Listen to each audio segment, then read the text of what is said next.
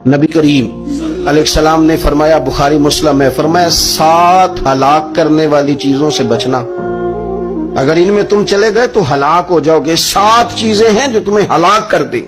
یا رسول اللہ صلی اللہ علیہ وسلم وہ کون کون سی؟ تو حضور نے فرمایا، اللہ کے ساتھ شریک نہ کرنا، ہلاک ہو جاؤ گے۔ دوسرا نبی پاک صلی اللہ علیہ وسلم نے فرمایا، جادو نہ کرنا، ہلاک ہو جاؤ گے، ہلاک۔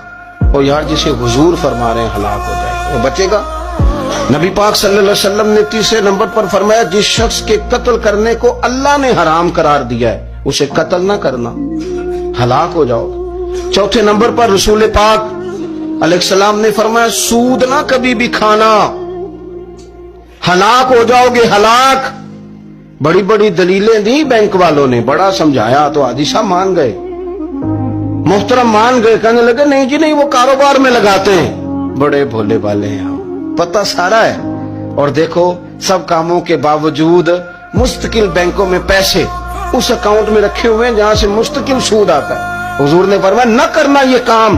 تو کہتے میں سود پہ پیسے لے کے کاروبار چمکاؤں گا، تیرے نبی پاک نے تو فرمایا تو ہلاک ہو جائے گا۔ تو کہتا میں مل لگاؤں گا، حضور نے تو فرمایا ہلاکت ہے۔ تو کہتا میں بڑا کچھ کر جاؤں گا تو ہلاکت ہے۔ اچھی طرح سمجھ لیں، اصل مال بھی ضائع ہو جاتا ہے اس بندے کا جو سود کا مال ملا لیتا ہے، اصل برکت بھی اڑ جاتی۔ اور میرے نبی پاک صلی اللہ علیہ وسلم نے 5ویں نمبر پہ فرمایا، یتیم کا مال نہ کھانا، ہلاک ہو جاؤ گے۔